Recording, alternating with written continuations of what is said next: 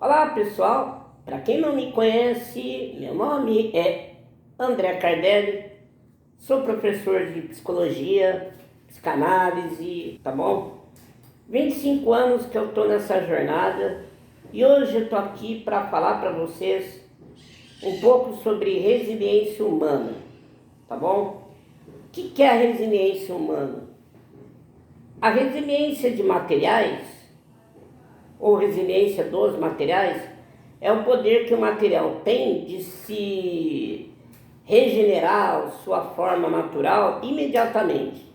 Exemplo, pegamos uma esponja de lavar louça e esprememos ela e ao soltar ela volta imediatamente. Porém, se pegarmos um papel alumínio e amacetá-lo e soltá-lo, ele não volta e ainda fica todo amassado. Então a resiliência do material é o poder que o material tem de retornar morfologicamente ao seu estado inicial. No ser humano é quase a mesma coisa. Tem alguns fatores que modificam um pouco, mas isso lá para frente a gente vai conversar. Mas vamos conversar sobre essa resiliência, que é o poder das pessoas passarem por uma dificuldade e poderem se restabelecer o seu estado normal. Então, pessoal, dessa maneira, o que a gente tem? A gente tem pessoas que têm mais capacidade de passar por uma dificuldade e se recuperar, ok? E poder tocar sua vida normal, passar por um evento, por algo traumático e conseguir se restabelecer. Tem exemplos de resiliência que é fora do padrão, tá? Por exemplo, eu tenho um paciente que tratou comigo e ele trabalhava e a família foi passar as férias escolares. Então a esposa, que era professora, estava de férias. O sogro e a sogra dele eram aposentados, né? Então foi a família, sogro, sogra, esposa e o único filho que eles tinham do casal. E houve um acidente trágico e todos faleceram na estrada. Cara, se você para pensar uma situação dessa, é praticamente impossível de você entender como uma pessoa supera essa tragédia. Porque ele ficou sem ninguém no mundo, perdeu esposa, perdeu pai e mãe ao mesmo tempo, e o pior de todos, na minha opinião, perdeu filho. É muito complicado, porque quando a gente perde um de cada vez desse combo que ele perdeu ao mesmo tempo, já é tão difícil imaginar como se recuperar de um trauma desse.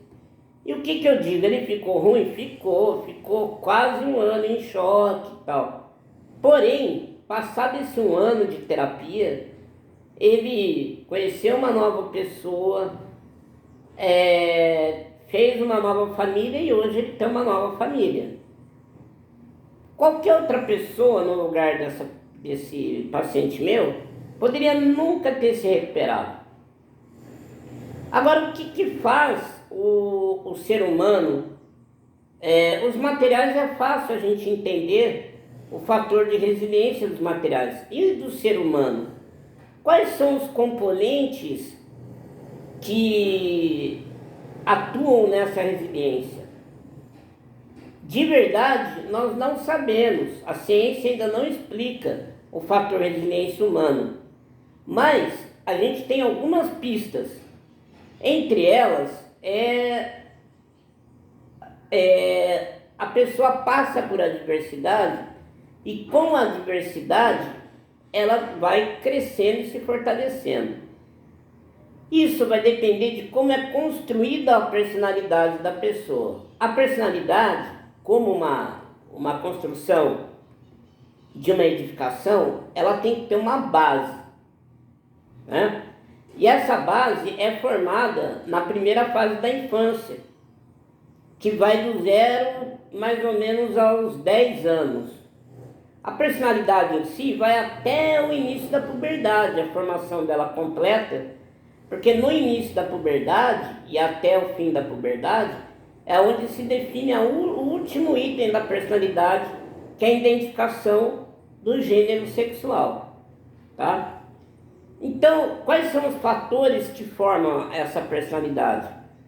Tem os fatores da relação da criança com os seus cuidadores, a relação da criança com o meio, às vezes um meio muito hostil, ou um meio muito protetor demais, aquelas crianças que são colocadas numa doma de vidro e aí não conseguem enfrentar problemas na primeira fase da infância, e aí quando chega na fase adulta não tem o fator resiliência, tá? Então, quando a gente costuma dizer assim, super proteger uma criança gera um adulto sem o poder da resiliência.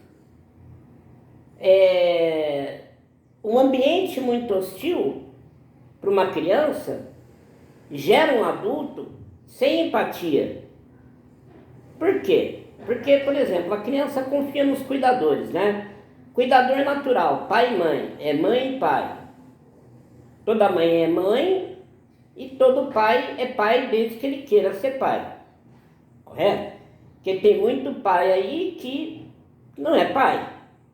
Fez o filho e não está nem aí. A maioria das mães também tem mãe que abandonou o filho, sim. Mas é uma proporção muito menor do que o pai que só fez o filho e não é pai.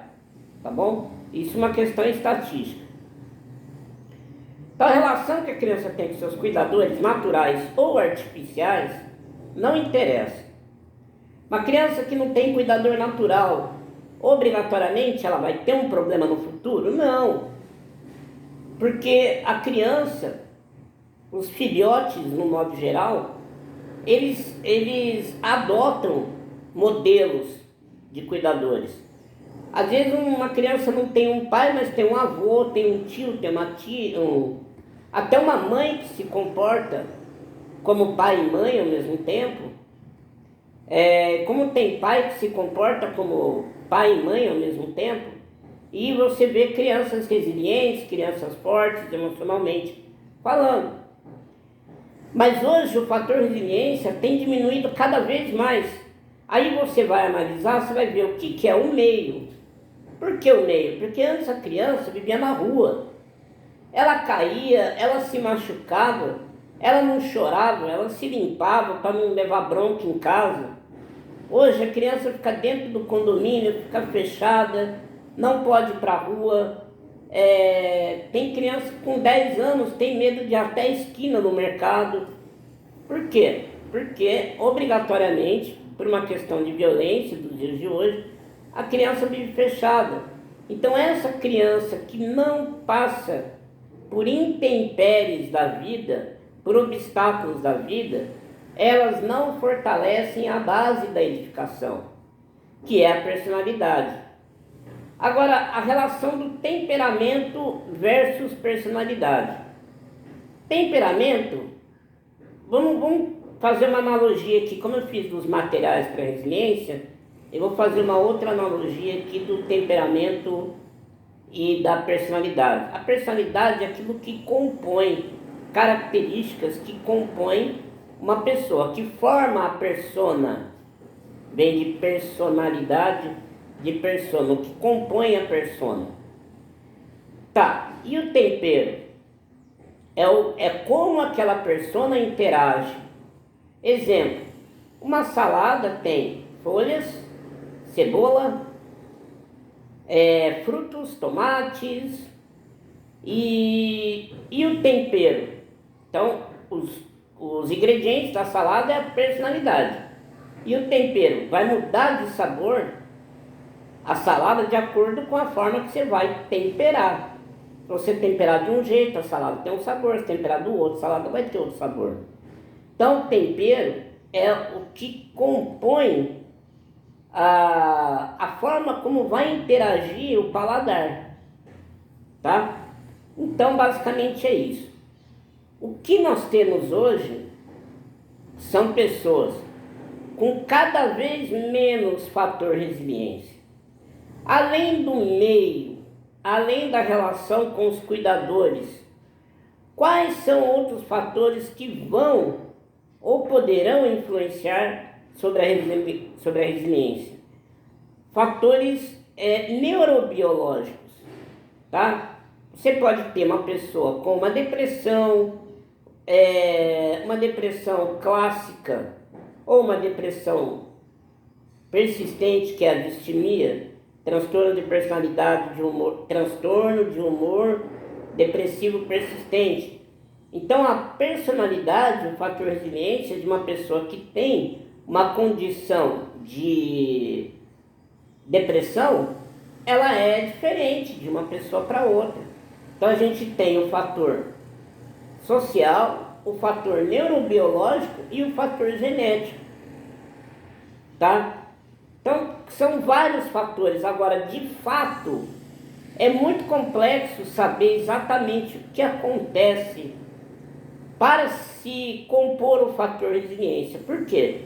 Porque numa família, às vezes, de 5 filhos, os 5 passaram pelas mesmas dificuldades, mas um é mais resiliente que o outro. Então fica difícil realmente a ciência ter um padrão exato, uma explicação exata para o fator resiliência, tá? Agora, por que eu estou falando sobre isso? Porque uma coisa que eu costumo fazer em palestra é não dar uma palestra contando a minha história de vida. Por quê?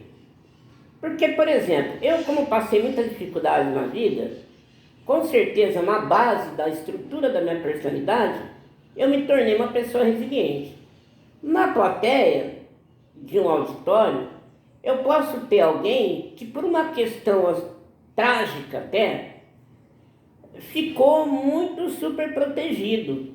Às vezes por uma doença imune, autoimune, não pode ir para a rua, tem que ficar de máscara, às vezes por algum outro fator.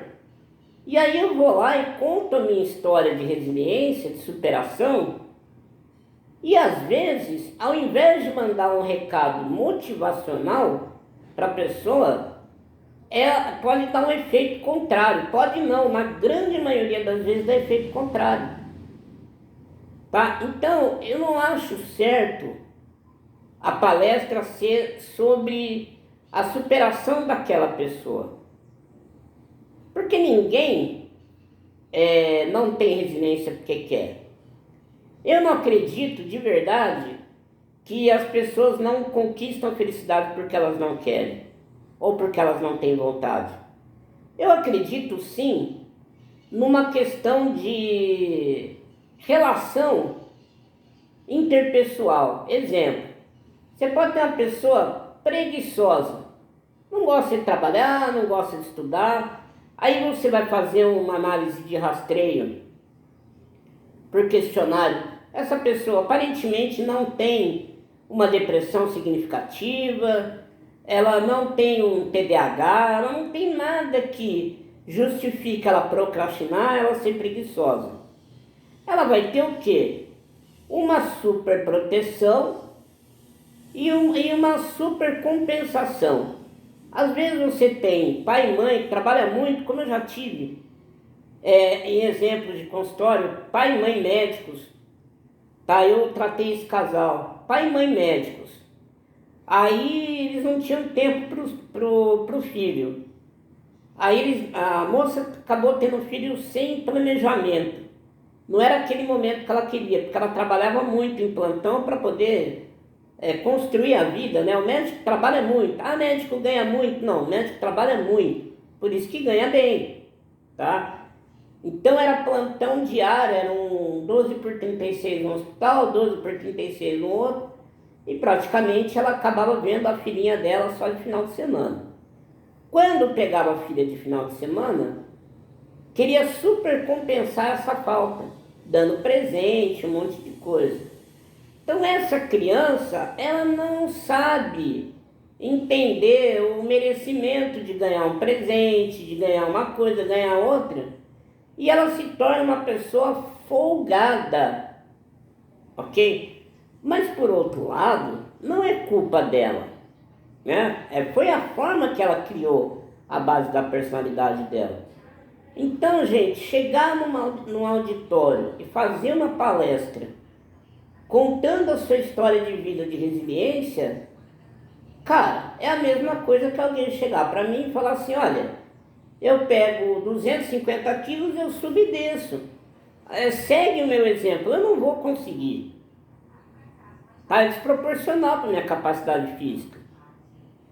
Então é mais fácil a gente fazer palestras, encontros e divulgações do que são problemas que causam as dificuldades, para ver se a pessoa se encaixa em algum desses problemas. Ora, se ela não se encaixar nesses problemas, ela sozinha, pode entender, falar, nossa, acho que eu sou mimado, acho que eu sou folgado. Entende? Tem um caso que é assim, ó. Um dia eu fui dar uma palestra e o feedback que eu tive da pessoa que estava assistindo foi assim, nossa, cara, eu precisava te ver, eu precisava te conhecer, tomei um tapa na cara, eu aprendi que eu estava sendo reclamando demais da minha vida, assim, assado, você me ajudou muito. Ok. Cara, eu assisti sua palestra e eu vi que, poxa vida, eu não, mesmo com tudo que eu tenho, eu não consigo ser feliz, não consigo nada.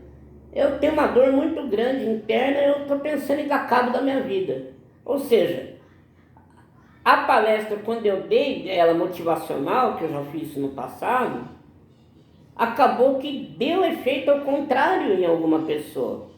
Mesmo que seja uma, é preocupante, né? Então é o tipo da coisa que isso me incomoda demais. Hoje ver palestra de levar uma pessoa com tanta dificuldade como eu tive e como ainda tenho, e falar, eu consegui isso, consegui aquilo, sabe? Mas eu tive uma coisa que eu tive um crescimento de força interna e que às vezes a pessoa não teve oportunidade de ter. Mas com terapia, no momento que ela entende que ela não teve oportunidade de criar resiliência, é possível sim, depois de adulto, começar a evoluir no seu temperamento e adquirindo cada vez mais resiliência ou consciência da resiliência, que já ajuda muito, tá certo? A ideia, pessoal, além da palestra, quem quiser contratar para a empresa, a gente vai falar sobre resiliência, a gente vai falar sobre saúde mental, a gente vai falar do que a terapia pode mudar na vida de uma pessoa, alguns sinais que a pessoa possa captar nela, ou captar nos seus filhos, ou nos seus colegas, ou no seu companheiro ou na companheira, que possa ser sinais de saúde mental que passam desapercebido. E como viver bem na vida? Existe uma filosofia que a gente criou, que é o viver bem que mal tem, tá bom? Essa filosofia fala de coisas que fazem você viver bem, sabe? Hoje é muito chato, a gente ouve muito gratidão, é uma coisa chata, é uma palavra que nossa, amor, gratidão, tudo gratidão, perdão, mal colocadas essas palavras, sabe? Você faz um favor para uma pessoa, ela é gratidão. Como assim? Quando você fala obrigado a uma pessoa, é correto, porque você está dizendo assim, eu me sinto obrigado em retribuir. Aquela história de que o que a mão direita faz, a esquerda nem precisa ficar sabendo, aquela história bíblica, não é bem assim, né, galera? Se você tem uma pessoa que você ajudou ela muito, e o dia que você pedir ajuda para ela, e ela negar uma ajuda para você, gente, você vai jogar na cara. E toda vez que alguém vai aceitar uma ajuda, se ela pensar assim, nossa, eu não vou aceitar essa ajuda, porque amanhã ou depois eu vou ter que ajudar essa pessoa. É melhor do que aceitar e depois não querer ajudar. Porque uma mão dá e outra recebe. Ninguém quer só dar amor e não receber amor. Ninguém quer dar serviço e não receber pagamento. Então essa gratidão, não podemos esquecer a palavra obrigado. Perdão. Você tem que perdoar. Poxa, tem até a constelação familiar, que tem coisas absurdas na constelação familiar.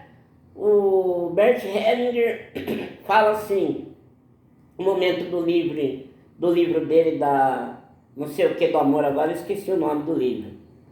Ele fala assim, que quando a mulher é vítima de abuso sexual incestuoso, pai ou avô, ela tem que ir na constelação, chegar para representante da mãe dela e pedir desculpa. Chegar para alguém que foi abusado sexualmente, para o agressor, falar: você tem que perdoar. Gente do céu, o perdão da memória traumática é antinatural. Se você chega para um cachorro que levou uma picada de cobra e jogar uma linguiça no chão, ele vai correr. Por que nós temos memória? Para não sofrermos mais uma vez o mesmo perigo. Então você pega uma pessoa que foi abusada a vida inteira por uma pessoa. Aí ela olha aquela pessoa, ela vai olhar o quê? Com medo, com repúdio. Ela quer distância daquilo. Entendeu? Como é que você vai chegar para um animal que tomou um choque? Aconteceu isso com o meu cachorro. Ele pegou um pedaço de osso e foi cavar lá no quintal. E tinha um fio de 220 que a gente nem sabia. Num conduíte embaixo da terra, que o antigo dono tinha uns luminosos, assim, uns spotzinhos de jardim, né? E aí o cachorro tomou um tranco. Aí aquele pedaço ali onde ele tomou choque, mas você não levava ele, mas a gente até ria. Chegava, ele travava o corpo, ele não ia para aquele lá. Aí você vai chegar para ele e falar assim: perdoa aquele canto. Então, são palavras, são coisas. Você precisa perdoar. Ao falar do perdão para os outros é muito fácil. Seria bom que pudesse perdoar, mas não é você precisa perdoar, tá? Tem gente que realmente, de fato, perdoa, e é melhor o perdão para quem é a vítima do que para o agressor. Porque a pessoa perde aquele peso da mágoa, que aquilo é prejudicial para a saúde da própria vítima. Mas não podemos exigir e cobrar. Você precisa perdoar. Gratidão. Então são coisas que atualmente estão fora do contexto. Que nós temos hoje dificuldade na criação dos nossos filhos: internet, falta de brincar na rua, generalização de conceitos. Você não pode ter preconceito. Preconceito não se tira da noite para o dia. Tá? Preconceito não se desconstrói numa sociedade de uma vez só. Demanda tempo. Ok? A filosofia do viver bem que mal tem primeiro, aprender sinais que possam proteger a nossa saúde mental e a saúde das pessoas que convivem com a gente. Primeira coisa. Segundo, aprender a programar a vida e não ficar remoendo o futuro. Porque quem remoe o futuro, quem fica pensando muito no futuro, acaba tendo muita ansiedade. E não ficar também voltando ao passado. Aprender a programar o futuro, aprender com o passado, viver bem o momento, tá? Gratidão pelo momento, sim, não pelo que alguém fez para você. E usar essa filosofia e entender como a gente pode melhorar o nosso fator resiliência. Tá? Então hoje, a gente, na psicologia, nós não temos uma psicologia preventiva, nós temos uma psicologia de catástrofe. A pessoa chega num ponto de doença emocional para procurar ajuda psicológica, seja ela do psicólogo clínico, do psicanalista, do terapeuta integrativo, tudo bem, da religião, ok. Mas nós não temos uma prevenção.